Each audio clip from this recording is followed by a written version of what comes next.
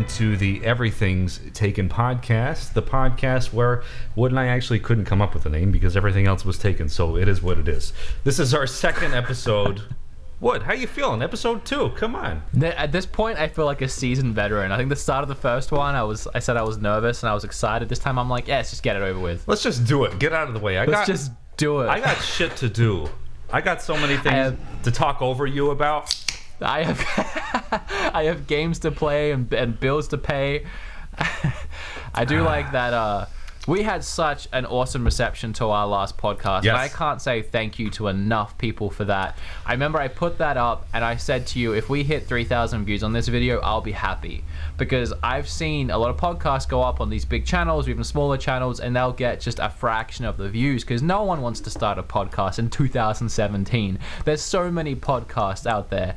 But we had so many people listen, comment. They were saying they wanted it on iTunes. We put it up on iTunes and they were so excited to go and listen to it a second time on iTunes. So a big thank you to everyone that really enjoyed that last podcast. Yes, it's we've had a very great and surprising response. I expected a couple of people to watch it because you have a really good install base, if you will, on your channel. So I mean, at this point we're sitting at 4,000 views.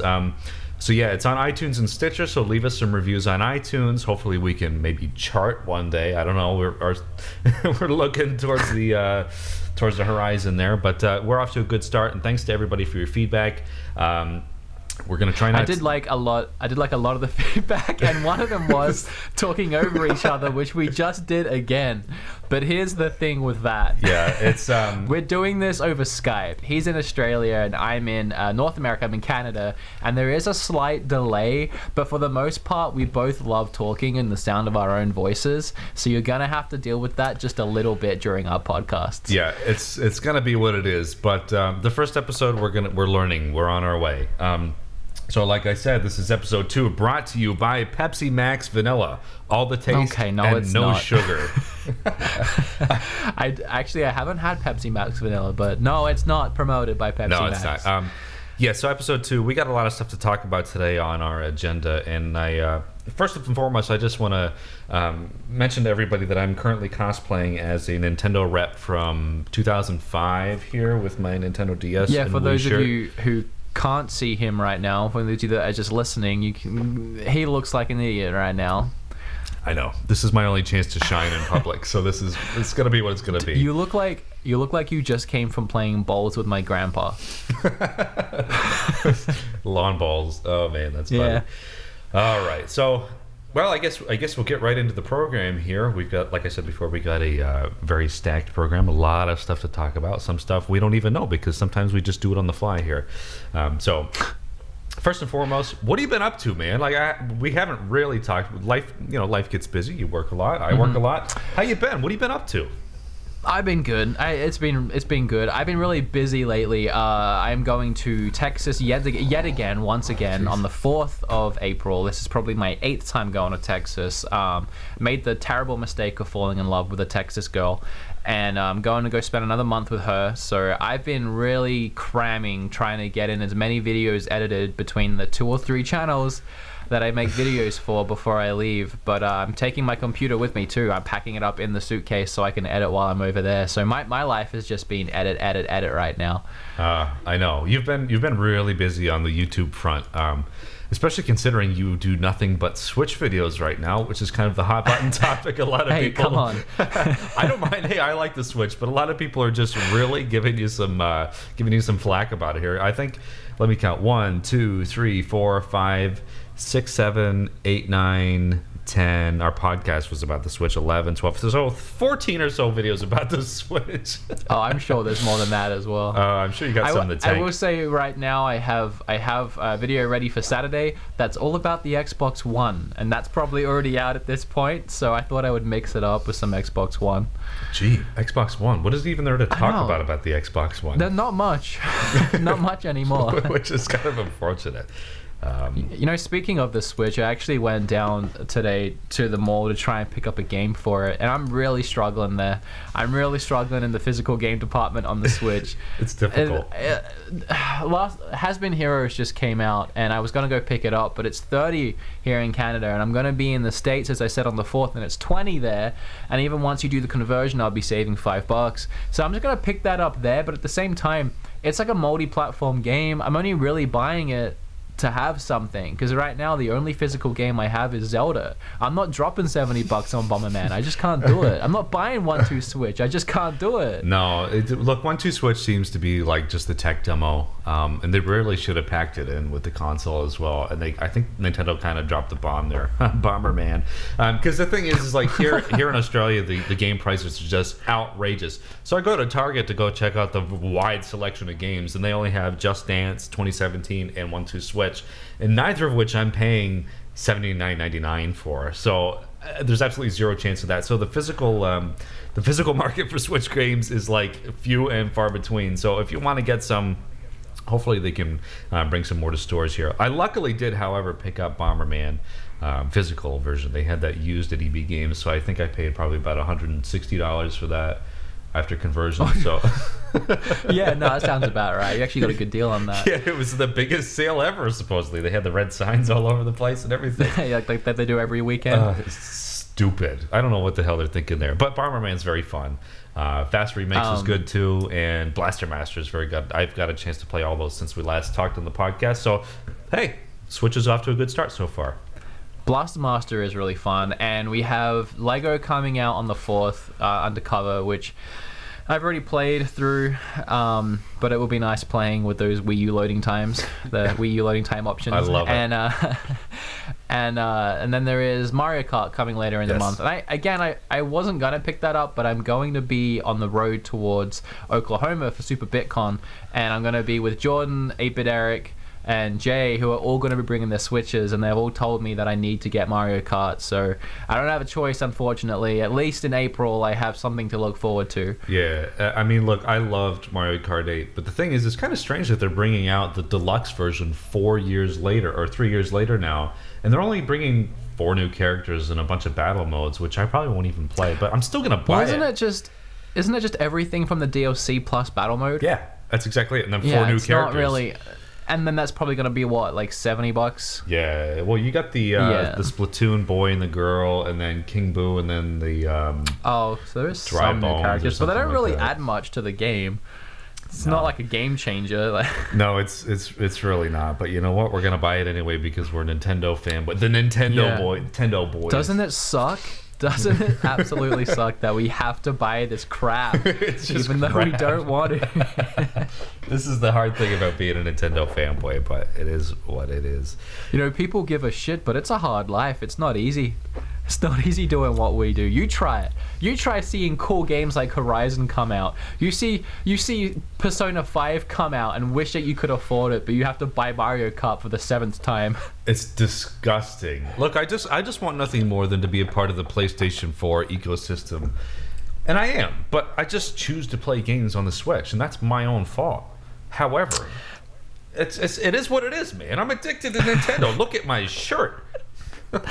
To be fair, I actually am getting Persona 5, and I'm probably even gonna drop the retail price on it, which is pretty unheard of, but like for me, unheard of. Yep. But I very recently played through Persona 4 on my Vita, and I absolutely loved it, and it was so out of nowhere for me because I'm not a huge RPG guy. I've played very few RPGs, and the ones I have done are very stereotypical. Your Chrono Triggers, your Earthbounds, your Final Fantasies, and I feel like Persona isn't one of the stereotypical ones. It's definitely mainstream. It's definitely one that a lot of people have played, but it's not like you can't say it to every person. They'll know what it is, like Final Fantasy.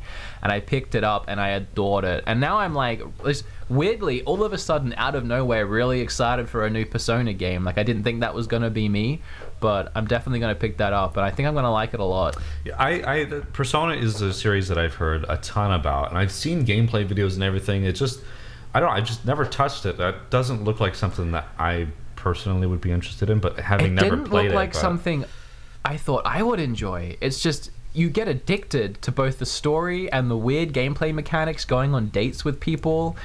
having to eat food, and then like there's this weird concept where like the battles and like the world where you fight in is like separate to the main game, and you kind of choose when you want to go into that world. So you're doing this like Sims sort of life simulator in Japan, and then every now and then you're like, I want to kill some bad guys. So I don't know, it's really interesting. I recommend trying it. Like at least get a 5 hours in and see how you feel. Sounds like a Final Fantasy game meets dating sim. All right. A little bit. I'm sure there's a lot of Persona 4 fans out there getting mad at me for describing it that way right now, but that's kind of my experience with it. I had my 24th birthday the other day, so I'm getting old now. I probably gonna expect my AARP card in the mail soon. For those of you. Hey, did I say happy birthday to you? I think you did. I can't remember. I hope I did. Happy birthday, man. Thank you. Oh man. Gee, and then last week my band played our first show. It was an acoustic gig, and then we got another gig booked next week. And by the way, here's some big news in my personal life that some people may be interested in. I'm going to be appearing on House Hunters International, which is pretty funny. So for those of you who watch HGTV or get into those house hunting shows, I'm going to be on there, and of course I'm going to be talking about the podcast. So hope to see you guys over there. I'll say back to you guys. Dude, that's really cool though. I'm kind of jealous of that. I've always wanted to be on a TV show. I didn't ask for it. Like I was putting out some promo material for my band's new record a couple months ago, and I had somebody message me from the production company. It was like, would you be interested in being on TV? You look like you'd be good on TV. I was like, well, all right. all right. So okay, whatever. So we're gonna film at the end of April, so that's exciting and interesting news over my neck of the woods. Speaking of birthdays in Australia, it does really suck because obviously I grew up in Australia, you know, a lot of friends in Australia and they're having birthdays, but you guys, you weird Australians, you're a day ahead. Yes. And so whenever I get notified of a birthday, I think I get notified either the day early. I think I get notified either the day early or the day after. I think a day early. It's the day after, because like a day after. Okay. All the people all my Australian friends commented on my Facebook, oh, happy birthday, whatever. And then just so happens because I have a lot of North American friends, it's like the next day, it's still my birthday. So basically, now that I've moved to a different time zone, I have 2 birthdays in 1 year. Yeah. It's so good. For me, it sucks though, because I try and remember my friends' birthdays, and I'll message them and they're like, oh, it was yesterday. I was like, I mean, Facebook says it's today. What do you want me to do? Who's the dick now? What? Me. So yeah, we've both been busy, but again, thanks for the response for the first episode. We've gotten a lot of great feedback, especially for those of you out there who pointed out my pit stains and a light colored shirt. So I've now switched over to clinical deodorant. It's working like a charm. So thank you. So let's get into our main topic today. This was your topic. This is my suggestion here. Times are changing, especially in the gaming industry. Let's talk about the idea of nostalgia in the gaming world. Like, how are games different? I mean, obviously games are graphically different now as opposed to how they were 20 years ago. Oh my God, 20 years ago. I can say that. Go on. How are they different? Like, do you play games differently now than you did, you know, when you were a kid? Like, I don't know. What do you think about that? No, I don't. I'm so stubborn. I'm trying so hard to not play games any differently to how I grew up, because that's the way I absolutely love video games. Like the Switch, for example, let's dive back to that. Snake Pass came out recently. Yeah, it did. And it honestly looks like a fun game. It honestly looks like something that I would enjoy playing, but I haven't bought it and I don't think I will because it's only digital. And I'm not against digital, I just personally don't like it. It feels to me like I'm buying nothing, like I'm buying air. I'm buying the rights to play this game for a little bit, but I don't actually have the game. And a big example as to why I feel that way and why I don't like it is because whenever I look at my Xbox One, especially Xbox One, because I have had 360, I've had an Xbox account for so long, I had a 360 for so long, I downloaded a lot of games, I bought them here and there, but for the most part, I got a lot of free games off the Xbox Live Gold. And every now and then, I'll look at a game, like the other day, I looked at Sleeping Dogs on the online. I'm like, oh, I've got to get that game eventually. I've never played it. And then I saw it said, re-download. And I remember, like, I have this. Like, this is actually, I could play this right now. It's mine. but it's not mine. And it's the kind of thing where, like, if I bought Snake Pass right now, and then 5 or 6 years I need to buy a new Switch for whatever reason, mine breaks or whatever, I can guarantee you I won't remember that I bought Snake Pass. There's no way I'm going to remember that game in particular, and I'm probably never going to play it again. If it's on my shelf, and 10, 20 years from now, I'm going to be like, oh, I remember that game. Let's play it. That feels more like I own something rather than I'm renting something. I agree totally. And 10 years ago now, 12 years ago now, the Xbox Live Marketplace came into the forefront in everybody's living rooms and bedrooms and everything, and it made it so easily accessible to just throw your cash at just this screen and just watch it disappear into games. And that's the funny thing is, like, I've had Xbox Live accounts over the years, and I say accounts because, you know, you forget your passwords or you don't write them down, and there's these games just in limbo that you own but you don't, so you're just paying for thin air. And it's unfortunate, you know, for people like me who I love to buy physical if I can. Majority of the games are only available digitally, and the market is shifting towards a digital future now, because a lot of the games are running at a discounted price, maybe $5-10 cheaper, because you got to pay for the packaging and all the artwork and all that stuff for a physical game. So it's, I don't know, it's kind of disappointing, but I guess that's just the way that things are going. And for a collector like me, it's difficult. You know, something that's really showing me that's the way that it's going is, I don't know if you heard, but GameStop just announced they're closing down. I think they upped it to 190 I saw that. It's disappointing. Stores, and it's disappointing. And I saw a lot of people online, actually. I saw one guy on my friends list in particular, and I don't know a lot of people on my Facebook friends list, but I don't know him. And if you're listening to this, I'm sorry for using you as an example. He said something along the lines of, and I'm paraphrasing, they're closing down 190 stores, ha ha ha ha, thank God, like, I'm so happy, like, screw, like, down with GameStop, screw GameStop. But there's a couple things in that. For starters, that's 190 stores with people working in them. Yeah, they're going to lose their jobs. That's at least 3 or 4 people per store, at least, that are probably going to lose their jobs. So try not to get too excited about it, but also think about what that means for us as for people who love physical games. The less GameStops, if they're closing down, it's because there's less of a demand for physical games. That's right. There's less people going in and buying physical games, and more people buying them online, and they're adapting to that market. And GameStop, love them or hate them, they are the biggest entity in video games, in selling video games. So once they're gone, you're going to have the third party, like mom and pop stores, or however you want to call them, are scattered around here and there, and then you're going to have your Best Buys and your Targets and stuff like that. But if physical media is really going that way, those places will stay in business, but they're going to downscale, and they're going to have less and less physical. And there's 2 things that can happen from that point. One, either we're going to completely lose physical games altogether, or the manufacturing costs for those physical games are going to go up. That's right. Because less people are buying them, so you're going to have to pay more. So GameStop closing down is not a good thing for people that love buying physical games. It's scary. That's the thing, is, like, a lot of people are like, down with the GameStop devil. And it's like, look, you can't, I understand where people are coming from, but you can't patronize the people who work there, because I know some employees that have worked there, like, they're just doing their job. They don't really want to give you the power-up card. Like, I've had people seriously try and, like, solicit me for it, and the reason why is because they have a quota to do it, and that's why I choose not to shop at GameStop or EB Games if I can help it. But the thing is that the only brick-and-mortar store here in Australia for game retailer, at least in my area, is EB Games, and it's disappointing.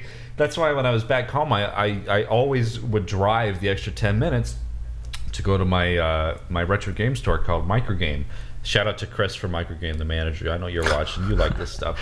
I would always go there and give them business because I was friends with the guys there, and they would always give me some good deals on retro games. But I would always go there, and they would undercut, you know, the new games by $2 or $3.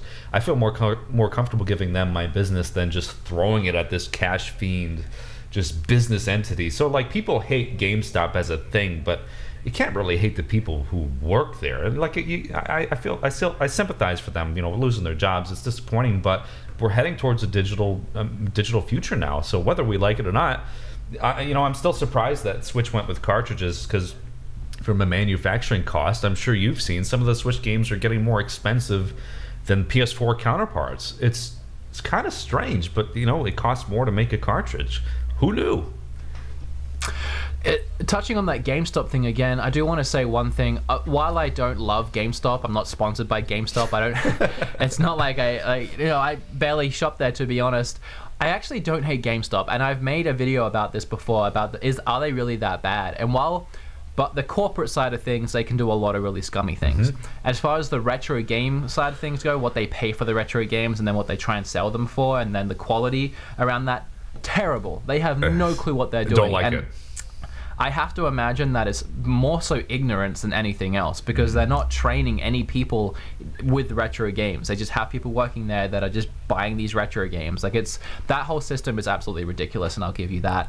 But there is one thing, and there's a couple things I do actually like about GameStop. One, their trade-in credit is actually really good. Yes, it's good. I mean, if you go and you take your old PS2 games or PS3 like sports games, they're going to give you 10 cents because they just don't sell. They are worth almost nothing. That's right. But if you take stuff that's actually still worth money, they will give you decent money for it. And they always do extra deals on Nintendo stuff as well, because I know Nintendo was worth more. Here's a good example. When I was going to pre-order my Switch, they actually gave me double trade-in credit towards anything Switch related. And I took in games like Paper Mario Color Splash, because I actually managed to find one cheap and I had a spare. They were offering 30 trade-in credit for it, and then they gave me $60 for that game. That's good. Towards my Switch. That is such a huge chunk. That's very good. I also took in Battlefield 1. They were offering 30 for that, so they gave me another 60. So for 2 games, I got 120 off, and I got more than what I paid for them back, because I don't pay full retail for stuff like that. So that is something I really like about GameStop. And the last 2 games they put out, Has Been Heroes and Song of the Deep. Let's take Song of the Deep, for example. Both these games are $20. They could make them any price they want. They could overcharge for these games. Song of the Deep is worth way more than $20. Now it's $10. That game came out at 20. It's pretty much like an underwater Metroid. It's a really fun game. And you look at some of the games that's coming out for Switch right now, like even Has Been Heroes just came out for Switch, and it's $20, and that's a cartridge. And then you have Puyo Puyo Tetris, which is like 70. I don't know. To GameStop's credit, their games that they've been making are cheap too. So they could be being more scummy with that, and they're not. That's the thing, is like, I don't know. Look, there is the MSRP that controls the suggested retail price per game. And look, I think we've accepted the standard, at least in North America, that new games used to be $49.99, but now they're $59.99. So you pay $60 for a brand new game. But like what you were speaking to before, Song of the Deep, when that came out back in June or July, I saw your review of that on your channel, or your like early look into it, and I was like, shit, that actually looks pretty good. So I went and bought it. And it was really great, and they had a really great kind of marketing campaign. They had the pot vinyl, so you could buy the pot vinyl of the girl, and then the submarine. So I thought that was pretty cool. It's just really interesting. It's like, who controls the prices for these? And especially with the retro games, it's like, I don't know what they're going off of. And it's even more disgusting now, because the Value Villages and the old Salvation Armies, it's like, you know, you go in there looking for a deal for games, and then I think you had a video recently where you went somewhere, like a Savers or something like that, and like most of the games were pretty much eBay value. And it's way above. It's sad. It's so sad. It's like, retro gaming has caught up to the point now where it's just become so much more popular than it used to be probably 10, 15 years ago, that you really got to pay for it. That's why I kind of stopped collecting for a little bit, just because it's so expensive. Such a struggle. You know it's bad when I'm excited to go to Retropalooza Houston next month, which is a convention where many people go and bring thousands of their games, and even with them all there, with these like huge collections that they paid money for, they've amassed, I will get way better deals than I will walking into Value Village and buying games from there that they were donated. And that to me blows my mind. Yeah, it's the community taking care of itself, which is really the good thing. It's like, well, there is that, but there's also the fact that the people at the conventions are selling them for market value, because if they didn't, they would get ridiculed for it. Yeah. Whereas Value Village can do whatever they want, and people care, but they don't care. No, because it's just Value Village. And same thing with GameStop. Now, I haven't bought any retro games from them, admittedly, and I won't, because I'm smarter than that. I won't. Absolutely won't. And I'm sure you've seen, there's somebody bought like an Earthbound or something like that, and they had a look at the board, and it may not have been a legit board, and it's like, it used to be funny a couple years ago when you would see Battletoads sit under the counter for $999,000. It used to be a little bit of a meme, but now it's like, come on, man. It's like, we don't actually want to pay $999,000 for Battletoads. I mean, it's a $20 game. I'll give you a little anecdote here before we cut to our little mid-break. I remember when I was a kid years and years ago when the GameCube first came out in like 2001, September or something like that. I can't really remember. I went and took in all my N64 stuff and all my Dreamcast stuff, threw it on the counter. I got a GameCube and Smash Brothers for $2, which is pretty good. But I'm kicking myself now because I'd rather have all my other stuff. But like, I've done so many stupid things trading games, and like, I traded in a Wii one time for $50 so I could go buy Chinese. Like, I've made some stupid mistakes, and it's like the Chinese. That's one of the best ones I've ever heard. It wasn't even that good. It's so disappointing, but I guess that's our little piece about GameStop. So we've what kind of Chinese were you buying that would cost $50? Well, the Chinese was only $20, but I wanted an extra $30. Oh, okay. Who knows what I spent that on? Probably candy or something like that. But oh my! Oh, there goes my camera. So. Quick cut to ad break. Okay. Shit. All right. So my camera's been falling. Okay. While Eric's fixing that, actually, I just had one last thought about GameStop. Bear in mind too, when you do take any games to trade in, that they don't value cases. That's a really nice thing that I do.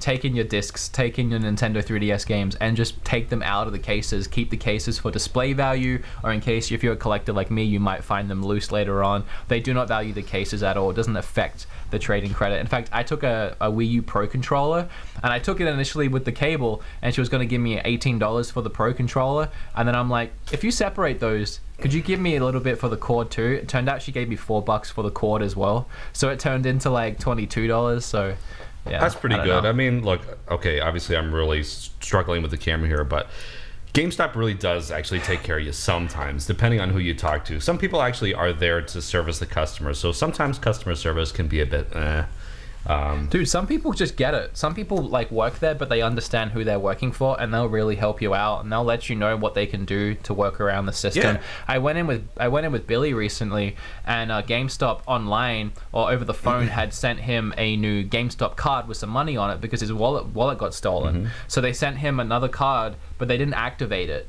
So he pretty much had lost that money and didn't really have a way of proving that he had the money on there. But the guy in the store felt bad for him. And so Billy had bought a game in that was going to give him $17 trading credit. He wanted a game that was $35. But the guy was like, look, I'm just going to make this game $17. So you just trade your game in and then you can just take this home. And I hope that helps your situation a little bit. So the people that work there can help.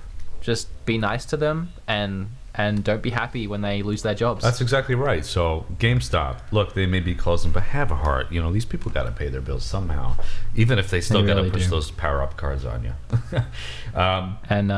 Yeah, GameStop sponsoring our podcast since right now. All right, so we're at the point now in the program where we're going to take a couple-minute break, reset the cameras, take a leak, maybe have a little bit of a snack. Brought to you by Reese's Spreads. Stop! We're not sponsored by peanut butter cups and a spread. Very good. That spread is so good, though. I miss that spread. I've never had it until yesterday. I dipped my spoon in it, and I was like, woo! That's an explosion of flavors. Mix it with Nutella. Just do it. Just do it. Well, maybe I'll do it during the break here. So during the ad break here, like last time, a lot of people really liked the response. We had a good response to the song that we had in there, which was the Snatcher title theme. So today, we're going to be bringing you the Mega Man 3 title theme, brought to you by yours truly, otherwise known as Retro Game Remix. So, hey, me, take it away.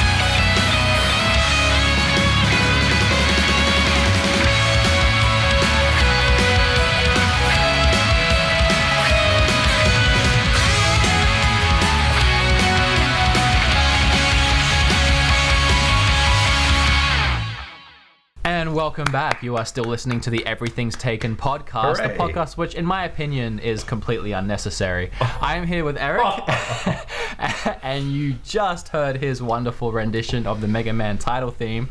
Right now, we are going to go into talking about something that I actually have a lot to say about, and that's gaming culture now versus when we were kids. Yes. And the first thing that comes to mind there, and it was something that you just said to me during the ad break, which triggered this inside of me. It was like schoolyard secrets. Triggered. Back when we were kids, triggered. Back when we were kids, and you know, like you'd be at the schoolyard and you'd be like, "Hey, do you hear that you can get Mew in Pokemon Red if you walk to the left in this area, and then you walk to the right, then you press AB and then start." So like those kinds of things, and it's really interesting because obviously a lot of that, most of that has died, especially because we're not in school anymore. But recently, something that really triggered that inside me and brought me back to the nostalgic past was when Zelda came out, because there is so much in that game. There is a crazy amount in that game. Like things you can do, like freezing the boulders, smashing them, and then standing on them and going for a ride, or throwing those octo balloons onto rafts and making an airship out of them, or like surfing on a shield. And it's stuff that like you can finish the game and you won't know that you can do any of it. And the whole time that I was playing the game, me and you were messaging each other. Sean and I were messaging each other. All my friends were like messaging me like, "Did you know you could do this? Did you know you could do that?" Or I'd be like, "Hey, how did you find this secret?" And it was such an awesome feeling of I usually try and stay away from spoilers. I don't want to hear what people have to say, but with Zelda, I wanted to know it all. I wanted to share the secrets. I wanted to tell my secrets. I wanted it all. The thing I really liked about Zelda, and we really talked about this last time too, but like obviously having finished it since then, Zelda really brought back that sense of wonder that I missed from my childhood. Like I remember, like you just said before, the schoolyard secrets. Oh, you can find Mew under the pickup truck, but you gotta press this, and you gotta take a photo of your screen and send it to Reggie's post box. Like it's just stupid shit like that. But like, you know, even in the early days when Zelda first came out there a couple weeks ago, supposedly there's a secret shop where you can buy all the Hylian gear or something like that. It just, I don't know, that mythos, if you will, was alive even just for a little while everybody was still figuring everything out about the game. And like that's just something that you just don't get anymore, because we grew up in a pre-internet age. That's right, we grew up with things like floppy disks and VCRs and cassette tapes. We used to have to rewind cassette tapes using pencils. I miss it. I love it. I miss it. Honestly, like I at home back in the States, I have a VCR player and like an old retro TV, and like I would sit and watch tapes. Like I just used to, like, I don't know, like nostalgia. That's really what we wanted to talk about here is nostalgia. Like I love it. I get off on it. It's great. You know what I remember doing? I remember I used to have, my granddad gave me this camera, and it was like a camera, man. Like this thing was massive, like a shoulder thing. And you had to put a cassette tape into it to get it to record anything. But what I would do is, if I wanted to watch like a movie in my room or like a TV show in my room, I would go out into the living room and I would put in a VHS, like Shrek or whatever I wanted to watch. Like I don't even know what I wanted to watch back then. And I would use this huge hunking cassette tape video player to actually record the TV. And then I would go into my room and I would watch it on the little black and white screen, because it was like having a little portable like movie device. I don't know. I used to do some weird stuff with technology when I was a kid. I did the same thing. I remember for one Christmas I got a portable television, but it was just like one of those I had one of those little square things with the long antenna on top of it, like and it took like probably 39-volt batteries or something like that, and it was just like the reception was so bad, but it was so cool. Like it just made you I don't know, I just craved that technology, and now I'm just so complacent with it. It's like, duh iMac, duh iPhone. Yeah, I get pissed off when I can't load a 10-second Snapchat. Like you know what I mean? It's like we've really taken things for granted here. I know, it's bad. It's honestly bad. And I'm addicted to my phone. I'm absolutely addicted to my phone. Too. The damn thing is always going off, and I can't help it. I'm always on it. I have to charge it like 3 times a day, and it has what I consider to be a really good battery life. I'm just always on it. and it's so bad. It stresses me out, and it was funny because the first time I ever came to the States, I was there for 3 months, and I refused to pay for data because it was so expensive in the States compared to Australia.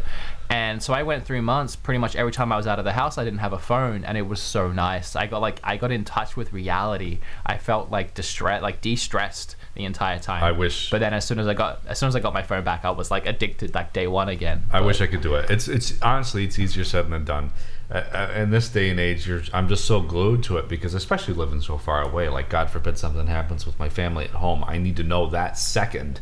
And if I don't have that, it's like, what? Am I going to wait 3 weeks for a letter to come in the mail? Because, by the way, sending anything from the post from New York all the way to Victoria, it takes a long time. And it's just ridiculous. You can't rely on it at all. So I've become so glued into my phone. I'm so nostalgic for the things that I used to have when I was a kid, like cassette tapes and VHS things. Like I used to spend so many afternoons watching Darkwing Duck on VHS. Ooh, tell me about that. And Rugrats the movie and Digimon the movie 2000. Oh, I had those. It's the good old days. And it's funny. It's like, it's I can't imagine in 10 years time. It's like, oh man, the good old days. I remember my iPhone 7. You remember that? I mean, we're both relatively young. I mean, in the grand scheme of things, we're not getting up there or anything like that. But at the same time, I still remember. I remember having when your phone was a phone, and it was like, it wasn't your phone, it was a phone. It was the phone, and you kept it in most likely the kitchen, but there was just a room of your house, and that was the room where the phone lived. And it would ring, and you would answer it, and whoever was on the other end would be like, hey, I'm looking for this person. I remember when I was like 11 or 12 years old, and my girlfriend at the time, I don't know why I had a girlfriend when I was that young, called me on my home phone, and I'm standing there in the kitchen with this like cord attached to it, and she broke up with me on the phone like throughout like dinner, and like I couldn't go anywhere, I couldn't like do anything, I couldn't like hide, I just had to be there attached to this piece of string. Stand there and so cry like a man. I like my mom is looking at me, and like sit back down at the table, she's like, did she just break up with you? I was like, yeah. Like I couldn't hide it, I couldn't do anything about it, like I was right there in the kitchen. Oh man, I kind of miss that. I honestly do. I do too. That's why have you watched Stranger Things? I love Stranger Things. It was so good. I love anything set in like 70s, 80s, early 90s, but I just love all of that. Stranger Things made me nostalgic for a time period I wasn't alive in. Like I was born in 93, so like I kind of knew what it was like to live in like a suburban area and, you know, have your corded phone, although I grew up with an N64 instead of an Atari or something like that. Like I got so nostalgic for that time period after watching that. That's probably why like our intro song and the intro video, which we actually have an intro video now, it's set in that 80s time period. And like the 80s has just become so much more popular now than ever. It's like it was 30 years ago, man, but like people just love the 80s and they just love all that nostalgia stuff. So I don't know, like if I could go back in time, I'd probably go back to when I was a kid and just enjoy it. You know, I'd love to just unplug from the digital age, but I can't because my life is just so tethered to all these devices and things. And I feel like, you know, I'm sure you've probably seen the picture scrolling through the web and everything. It's like it's a couple, husband and wife, laying in bed, but they're both laying with their backs turned to each other, looking at their phone each night. Like that's me and my wife. Instead of spending time with each other, we're looking at our phones, and it's disappointing. But it's like I'm addicted to it.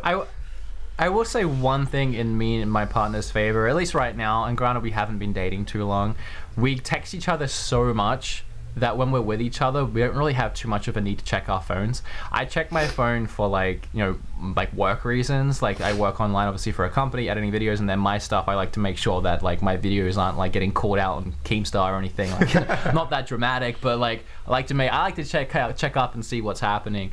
But we are relatively good at like just being together when we're together. But I mean, when we're together, it's always seems so fleeting because I always have to leave the country again in a couple of weeks. So we try and make the most of it. That's the thing is like when you depend on talking to your significant other through like Skype or text messaging. Like when I was dating my wife, I had to leave Australia because my visa was expiring. So there was a period of time where we were away from each other for 2 months, and all we had to do to talk was using phone, texting, Skyping, Facebook messaging, and I just got so addicted to it because it was the only way that I can talk to my significant other.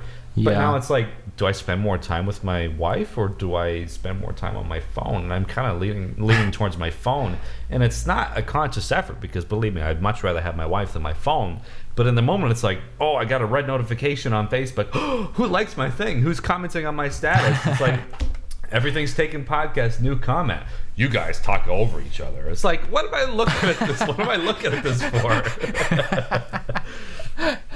Let me ask you, when you were apart from your girlfriend, did you ever find yourself getting into like little bicker, like arguments, little fights over like stupid stuff? Well, were you pretty good about honestly, we've never fought once. We've fought about external things, but we've never had an internal conflict. But it was very difficult because the internet in Australia is so bad. You hear that, Malcolm Turnbull? I hope you're listening. Your internet is garbage. So it was very difficult to keep in touch because like I'd be Skyping my wife or my girlfriend at the time, and and it was just so difficult because the quality was so bad. Calls would drop out, and it's like, I'm glad we're gonna see each other again because I don't know. I mean, not that I would not be together over technology, but it was just frustrating to try and keep in touch. Yeah, no, I get it. Kim lives on a farm in the middle of nowhere, and her top internet speeds are supposed to be 3 megabytes, but she doesn't hit it. She never hits it. So every time she has to be in a specific room when we talk, and it'll cut out constantly, and she needs to stand still on one leg with her hand in the air. Like, it's ridiculous. But it's really hard doing long distance over the phone, especially when you're trying to like convey tone and text, and then things get taken out of context. Because I mean, you did 2 months, and it's 2 months feels like 2 years. Yeah, it does. Kim and I have been dating now for maybe like 6 months, and I think we've been together for 2 months of that. So it's a really weird dynamic because 4 months of our relationship were built on the phone. And it's such a weird dynamic, and it's so weird when you think about like going back way back when, like that never happened. Like the internet has changed everything. It introduced a whole new way to date and meet people and talk to people. And there's like, if this was back in like 1995, there's no way Kim and I would make it. Like, what, sending like letters by pigeons? like we get like replies once every 2 months. Like, no, it's not gonna happen. That's not gonna work. Hang on, I gotta write a letter. Let me just send Hedwig over.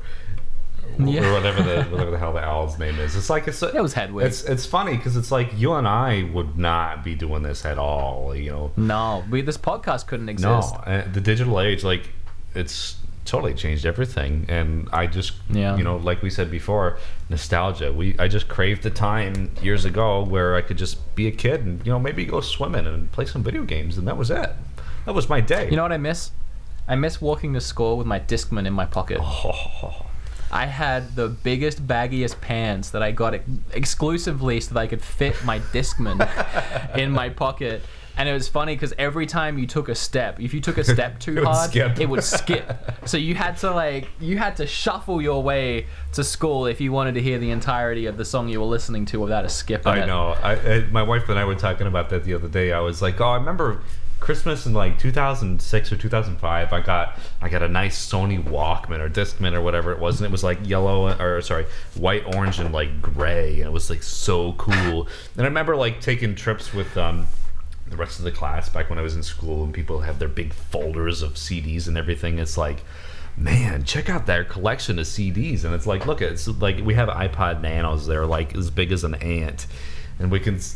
Dude, I remember when iPods came out, when MP3 players came out, they blew my mind. I didn't understand I don't know. I couldn't wrap my head around the concept for about 3 years, I think, before I finally understood it. And I remember the first MP3 player I ever got, I think, had like 512 megabytes of like space for me to put on my like 20, 50 songs, whatever it was at the time. And it was just the weirdest thing. I didn't understand what I was doing or how it was doing it, but it was awesome. Well, I can tell you 512 megabytes is certainly not enough for the Everything's Taken podcast, because I'll tell the viewers a funny story. Is like we finished the podcast and we had to transfer files to each other because Wood was going to edit it and I did the audio.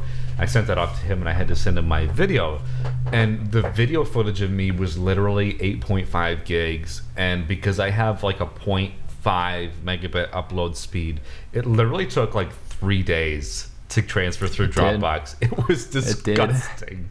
And like every day I'd message you, I'm like, what's the update? And you'd be like, 20 hours left. I'm like, all right, keep it going. It was so bad. But like, I don't know. Like, I remember the first time I heard of an MP3 player, it was like in a commercial back in the late 90s. I was probably watching like Guts, like Nickelodeon Guts or something. Like, I'm sure you guys remember that show. And like, I remember there was a commercial, like it was like a Eggo breakfast waffle, and then enter the competition to win a free MP3 player. I was like, what is that?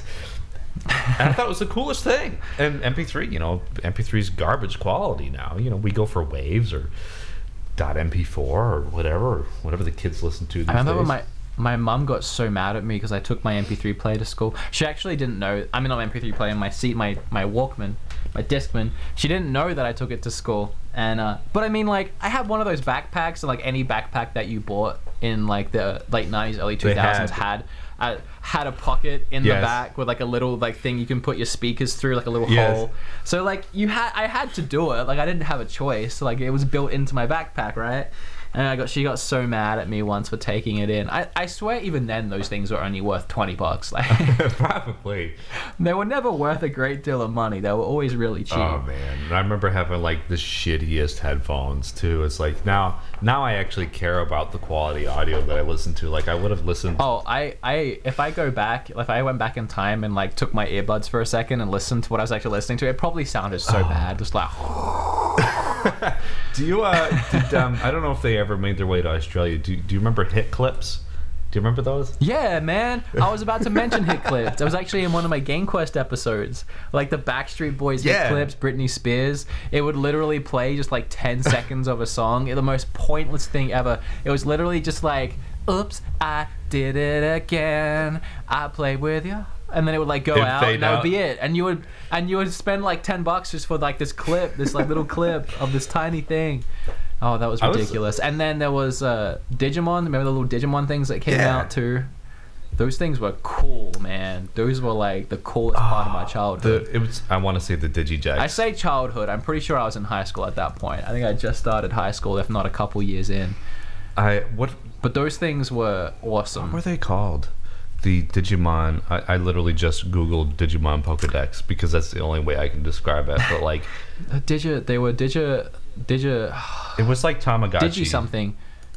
It was Digi something. Yes. Blanking. Digidex? That's not it. No, it's not it. I can't remember. It was Digi something. I know it was. And then there was scanners. Yes, I remember those. Where you could like scan barcodes and get little like creatures out of the barcodes. That was back in the day when like shit that we used to play with was really cool. Like, I mean, you look at the fast food toys that you get through McDonald's now, and it's just like whatever. But like back in the day when Digimon and Pokemon were the thing, like back in the States, I don't know if it was over here in Australia, but like you used to go to Burger King and get like gold Pokemon cards and like the big ass Pokeballs. Like they were legit. Yeah, I have one of those. They're really cool. One of those up there somewhere. Billy has a collection of old McDonald's toys, and he has like it's like a burger and like a fries and like a shake, and they're all these little models, but they're like turned into these like awesome transformers. Yeah, like toys used to be So really cool. Like I used to feel cool. like I feel like people used to really care about the toys. Now obviously it's just people get there to get their 20-piece McNugget and just go away. But like I feel like when we were kids, like the toys that we had were really cool. I don't look at anything now like. No. Most of the toys that are out now, or even games or anything, like, they're not as cool as what we used to have. But I saw Furbies are making a comeback. Oh my gosh.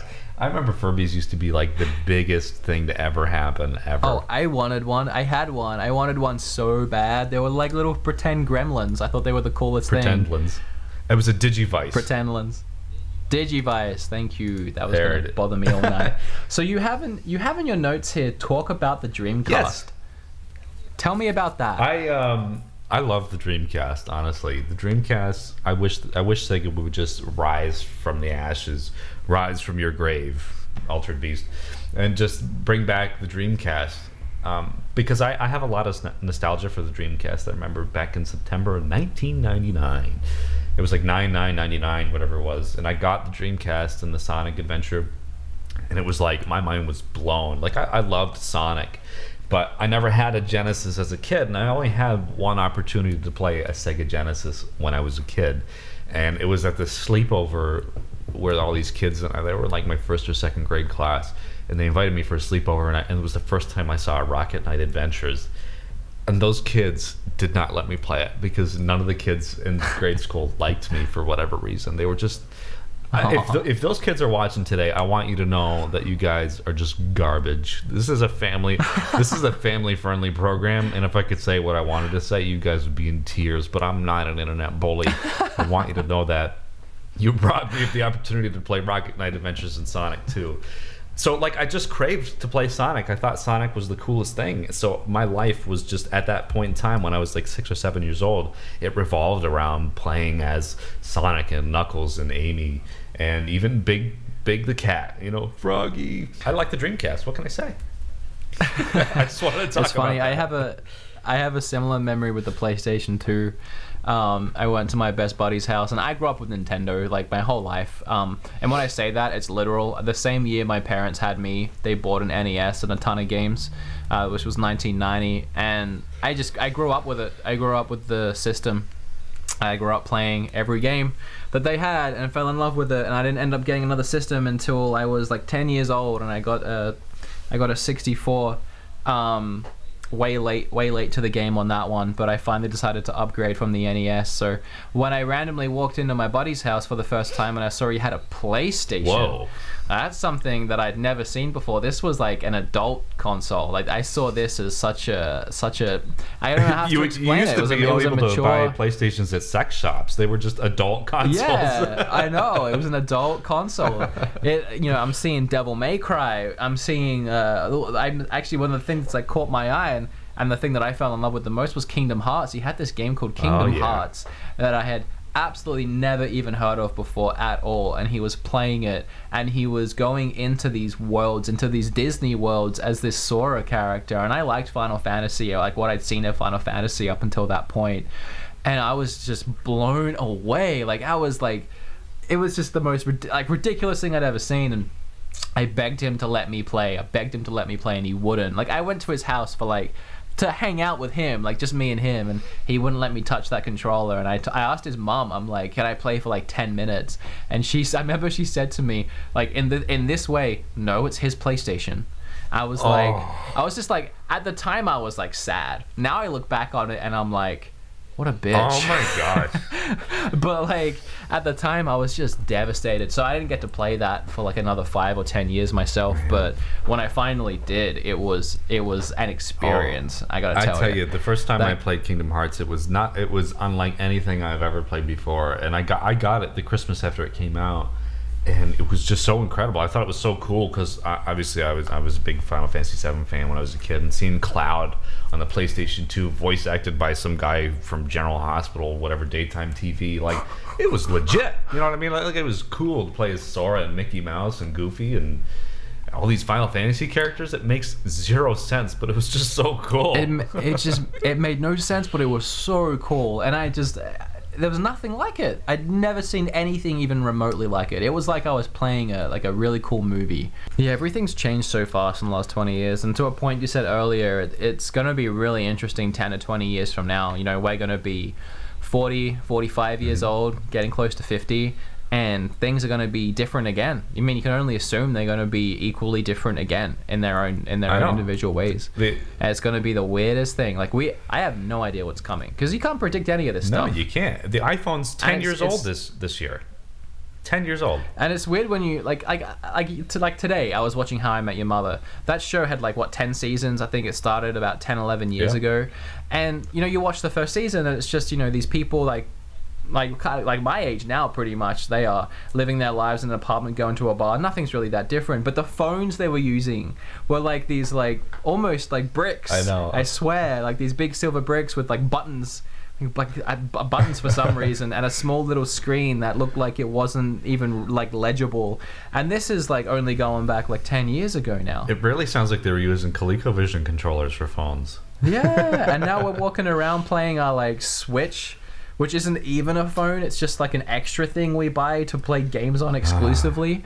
Yeah, it's such a weird. These days we're playing everything's Super weird. Mario Run and Fire Emblem and all that stuff. But back in the day, man, Snake on the Nokia phone. I was good at that. Beat it. It was pretty fun game. But when your Snake got pretty long, it got too hard. Yeah, that's what she said. I wasn't gonna make that joke. Well, look, I think we're at the part in the program where we've exhausted all our topics, but I think the notes that we had down from the podcast, I didn't know if we'd be able to get through it, but you know what, we did, and we changed the topic so many times. I think we had a nice little nostalgia discussion and a GameStop discussion as well. So I think we covered a lot of ground today. I don't know about you. I had fun. I had fun today talking about the past and some stuff that I grew up with. And there's so much more that we could dive into and talk about, but there just isn't time. There's just not time. I mean, time has gone by so fast. Honestly, like I started high school 10 years ago this year. Like I finished high school 10 years ago. No way, dude. You're not. Yes, man. I graduated in 2008. It's 2017. Oh my God. So in a year I finished, let's just round it up, because what's 9 years as opposed to 10? I finished high school a decade ago. You know how crazy that is? That's funny, because like, you know, when we first met, I looked at you as like, oh, this 24-year-old guy or whatever. But now it's like, oh my gosh, you're that much older, and I can't, like, time. I know, even now. And you remember that first time we hung out, that first time we went to that cupcake diner, and it felt like yesterday, but that was like going on 3 years ago now. And here we are, Mario Kart 8 Deluxe, and we're only getting 4 characters after 3 years. Come on, Reggie, what are you doing? But on the bright side, it's only the 6th time I bought the game, so that's not bad for 4 years. That's exactly right. And like, it's been a year since I've been married on Sunday, so like as soon as we switch off the podcast here, my wife has a secret weekend getaway booked that I don't know about as a surprise, so we're going to go do something and it's crazy. Like a year of my life is gone, dude, and that's it. My son's 2 years old next month. Oh my gosh, I don't even know his name. I know. No. Time is just flying we'll by. Call him Lil Reg. Little Reg, yeah. Little Reg. Also, just really quickly before we end here, I just want to give a shout out to everybody who has not yet turned HD Rumblings into a meme, because that is our inaugural meme, and I love it. And you guys need to take it away. I saw a couple. Yeah. I saw some HD rumblings through the Twitters. Yeah. So that's been the second episode, and that kind of flew by. Gee, almost like the last 10 years. Right. Yeah, let's get nostalgic. We'll talk about this episode next week and the things that have changed. Gee, you remember that last episode when I dressed like that one time. Shitty Nintendo rap from 2007? Yeah. I think I said I had a kid at some point. Gee, man, he's a week older. Man, times change. I know. It's different now. All right, let's wrap it up. Let's go home. All right, let's go home. Well, thanks everybody for watching episode 2 of the Everything's Taken podcast. Remember, you can find this on the Beat 'em Ups YouTube channel as it stands now, as well as iTunes and Stitcher, now that everything's up, and SoundCloud, of course. So if you're listening on iTunes and Stitcher, please give us some reviews, some feedback. Keep watching. We'll keep making them. It's been fun. See you next time, guys. We love you. Back to you guys. ETPodcast. The podcast to phone home about. Yeah, we got to find a better way to end it. Yeah, we really do.